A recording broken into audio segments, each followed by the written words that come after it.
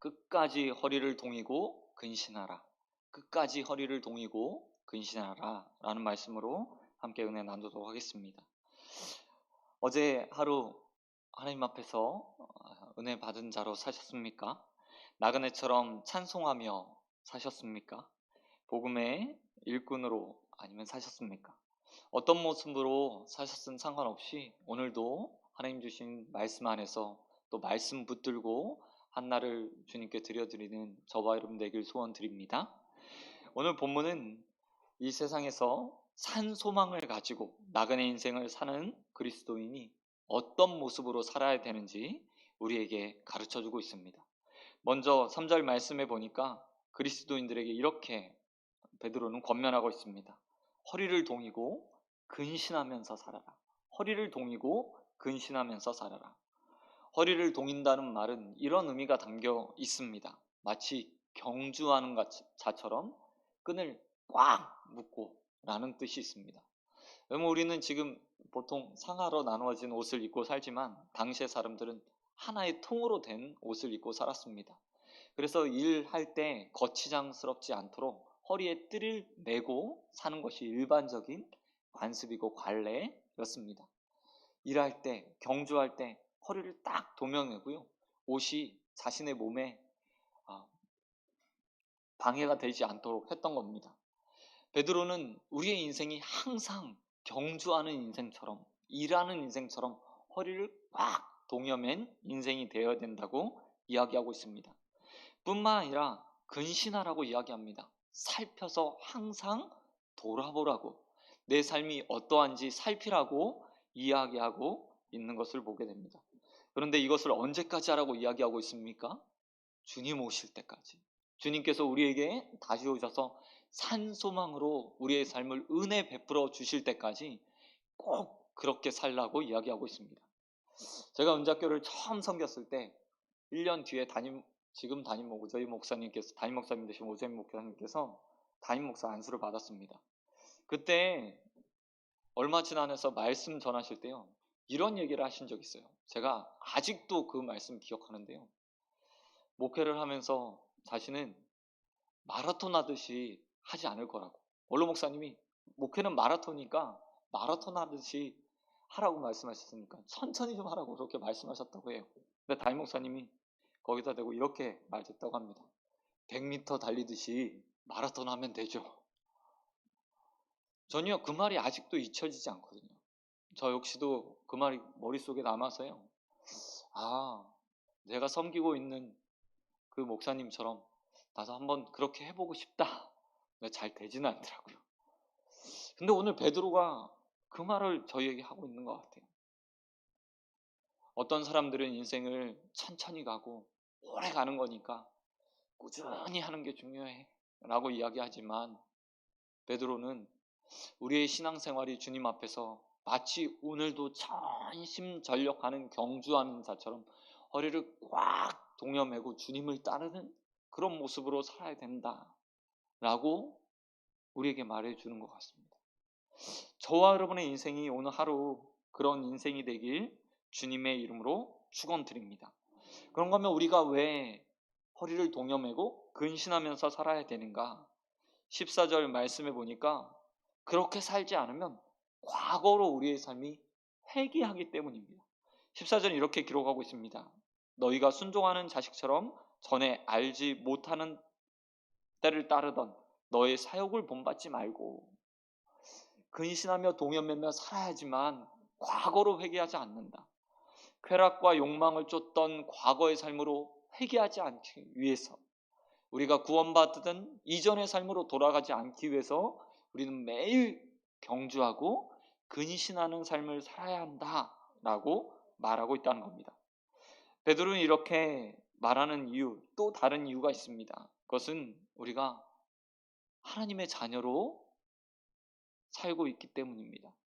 과거에는 내 사욕, 내 정욕, 내 탐욕들을 쫓아 사는 사람들이었습니다. 그러나 베드로는 이렇게 말합니다. 15절과 16절에서 이제 너희 거룩한 하나님의 자녀가 되었으니 거룩한 모습으로 사는 필요가 있다.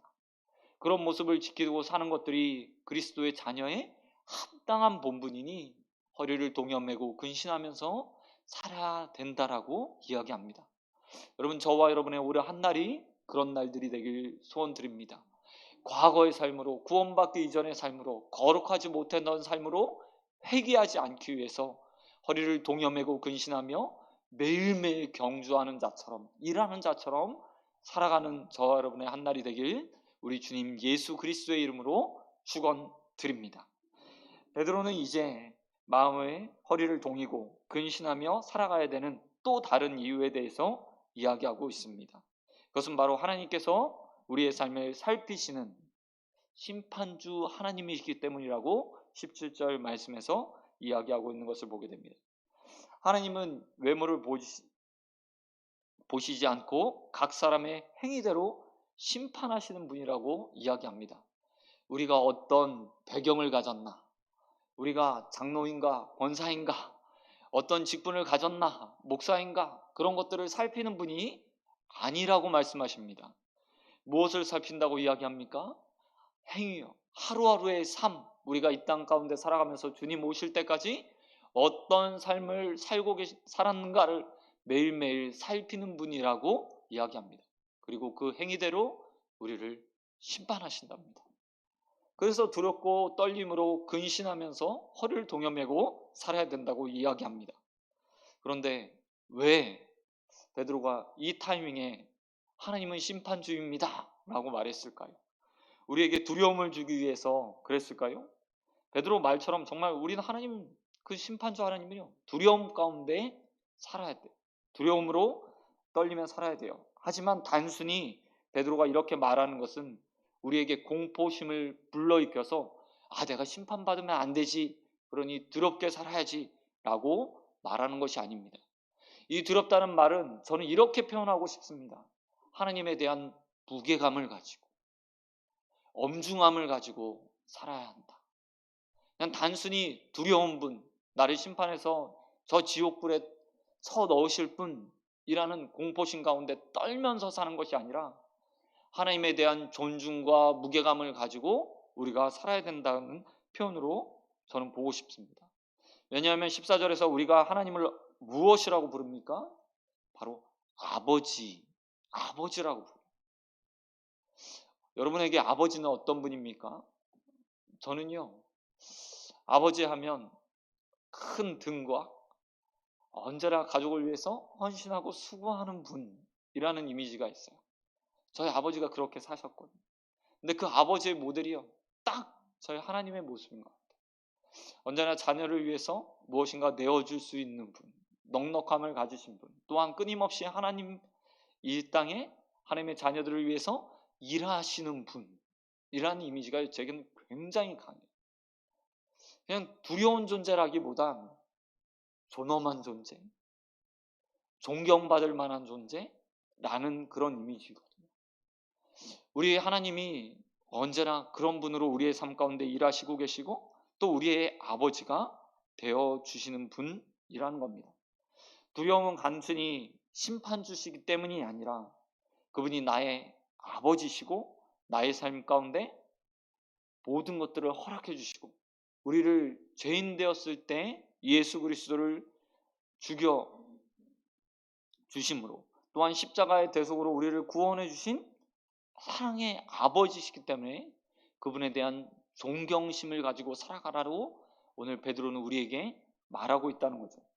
여러분, 베드로가 성도들에게 거룩하게 살아야 돼, 너의 삶을 돌아보고 근신하면서 허리를 동이고 정말 과거의 삶으로 회개하지 않기 위해서 오늘도 운동하는 자처럼 뛰면서 살아야 돼 라고 말하는 이유는 그 아버지가 우리를 자녀 삼아주기 위해서 어떤 희생을 치렀는지 우리가 잘 알고 있기 때문입니다. 여러분, 우리가 어떻게 하나님의 자녀가 되었습니까? 어떻게 하나님을 아버지라고 부를 수 있게 되었습니까? 다른 것이 아니에요. 우리가 다른 사람들보다 거룩하기 때문에 아니면 조금 더 도덕적이기 때문에 우리가 구원받은 것이 결코 아닙니다. 우리는 예수의 피값을 통해서 구원받았습니다.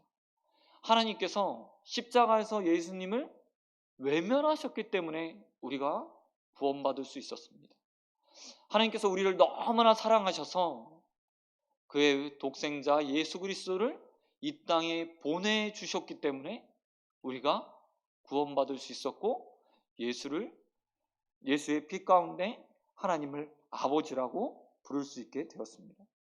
그 아버지에 대한 무게감을 가지고 사랑하는 것, 존경심을 가지고 사랑하는 것, 두렵다고 생각하는 그 떨림을 가지고 사랑하는 것이 자녀다운 모습이에요. 근본이에요. 저와 여러분의 오늘 한 날이 정말 그리스도 안에서 예수 그리스도의 핏값의 무게들을 가지고 자녀다운 모습으로 하나님을 향해서 두렵고 떨리는 모습으로 살아가게 되길 우리 주님 예수 그리스도의 이름으로 축원드립니다. 그런가 하면 오늘 본문 마지막에서 우리에게 순종을 하라고 오늘 베드로는 이야기하고 있습니다. 근데 무엇에 대한 순종인지 한번 보시기 바랍니다. 23절부터 25절까지는 말씀이 어떤 형태로 이 땅 가운데서 존재하는지에 대해서 이야기합니다. 23절에 보니까 하나님의 말씀이 썩지 않고 살아있다고 이야기합니다. 뿐만 아니라 24절과 25절 말씀에 보면 그 말씀이 세세토록 영원까지 있을 거라고 이야기하고 있습니다. 이게 하나님 말씀이에요. 하나님 말씀. 하나님 말씀이 이 땅 가운데서 그냥 잠시 왔다가 사라지는 것, 그냥 마치 우리가 누군가를 만나서 밥 한번 먹자라고 말하는 것처럼 빈말처럼 그냥 허공에 사라져버리는 말씀이 아니라 썩지 않고 살아있고 또한 지금도 있고 앞으로도 있고 영원히 있을 말씀이라고 이야기하고 있습니다. 그런데 참 놀랍죠? 이렇게 하나님 말씀에 대한 마지막 권면과 함께 앞에 있는 말씀 중간에요 22절 말씀이 있어요. 자녀답게 살아야지, 하나님 말씀에 두려움을 가지고 너의 삶을 돌아보며 살아야지. 그 하나님의 말씀이 정말 중요한 말씀이고 영원한 말씀이야. 그런데 그 사이에 22절 말씀이 딱 하니 박혀 있어요. 근데 그 22절 말씀이요 좀 생뚱맞아요. 사실 문맥상에 보면 이 말씀이 왜 여기 껴있지? 라고 생각할 말씀이 껴있습니다. 22절 말씀 한번 보시기 바랍니다. 22절 말씀에 이렇게 말하고 있습니다. 너희가 진리를 순종함으로 너희 영혼을 깨끗하게 하여라. 여기까지는 안 말씀이랑 맞아요. 그런데 그 다음에 말하면 무엇을 이야기하냐면 거짓 없이 형제 사랑하기에 이르렀으니 마음으로 뜨겁게 서로 사랑하라.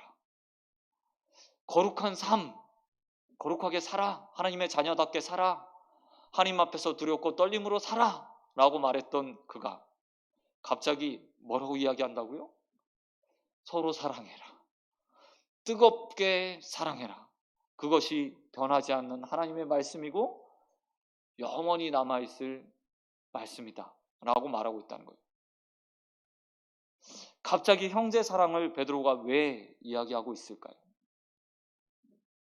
그것은 하나님께서 이 땅에서 우리가 하나님 말씀에 순종하는 데 있어서 가장 기뻐하는 말씀이 무엇인지에 대해서 우리에게 들려주고 싶었기 때문입니다. 두렵고 떨림으로 사는 우리의 인생, 우리가 가장 먼저 생각하는 것은 하나님에 대한 경외심을 가지고 예배 잘 드리고 하나님 섬기는 것이라고 생각해요.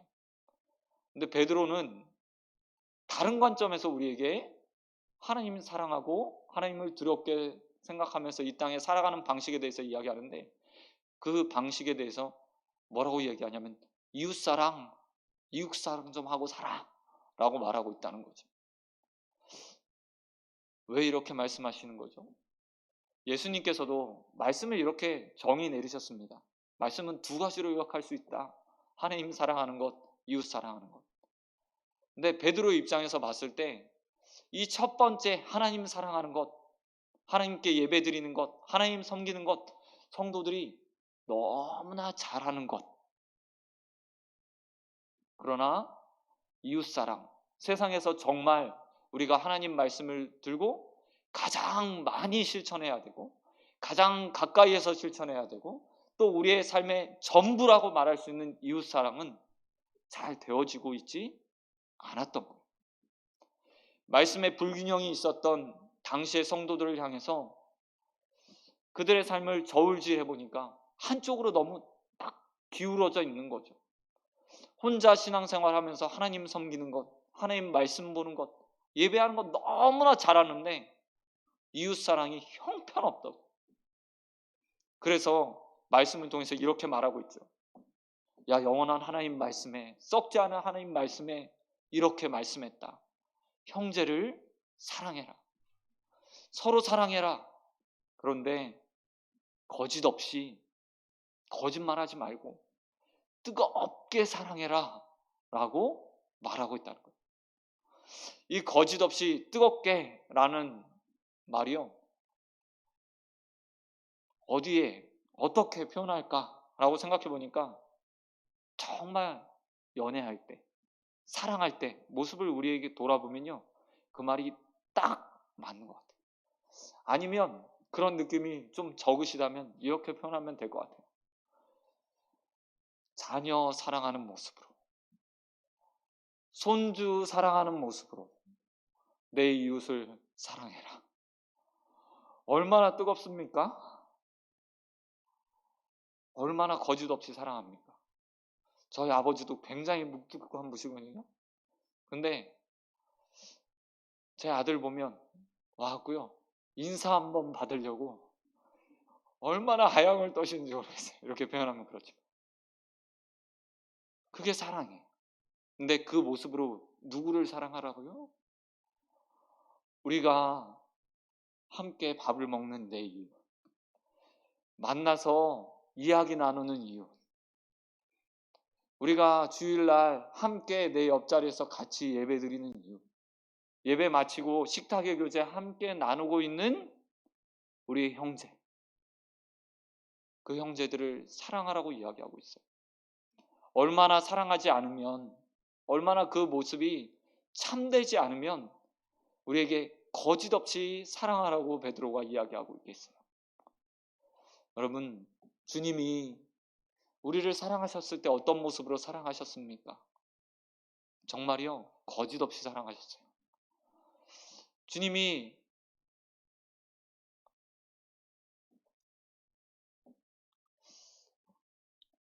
마지막 십자가를 지시기 위해서 밤새 기도하시는 그 현장에서 하나님 앞에요, 내가 너무 힘듭니다. 이 십자가 치워주셨으면 좋겠어요. 그러나 아버지의 뜻이라면 내가 이 십자가 지겠습니다 라고 말씀하셨고, 그 거짓 없는 표현은요, 성경이 다 기록해 놓았어요. 얼마나 힘들었는지, 주님께서 얼마나 그 십자가를 피하고 싶었는지 기록해 놓았어요. 안 해도 되는 이야기잖아요. 주님이 힘들었다는 이야기, 우리를 위해서 기꺼이 희생하시는 그 모습 가운데 어떻게 보면 오점이 될 수 있는 이야기잖아요. 근데 성경이 왜 기록했냐면요, 거짓 없이 드러내고 싶었어요. 그 모습 그대로 우리에게 말씀하시는 거예요. 너희도 이웃 사랑하는 거 힘든 거 알아. 하지만 그들을 향해서 있는 그대로 다 사랑할 수 있어야지. 내어줄 수 있어야지. 주님처럼 그런 모습으로 살아야지 라고 말씀하고 계신 거예요. 저와 여러분의 한 날이 그런 날이 되었으면 좋겠습니다. 내 자녀를 사랑하듯, 내 손주를 사랑하듯, 내가 사랑하는 사람들을 사랑하듯, 우리 믿음의 특별히 형제들을 향해서, 그리고 믿지 않는 우리의 이웃들을 향해서 거짓 없이 뜨겁게 사랑할 수 있는 자들이 되길 우리 주님 예수 그리스도의 이름으로 축원드립니다. 말씀 맺도록 하겠습니다. 오늘 하루를 하나님의 자녀다운 모습으로 살아가길 소원드립니다. 마음을 동여매십시오. 근신하면서 삶을 살피십시오.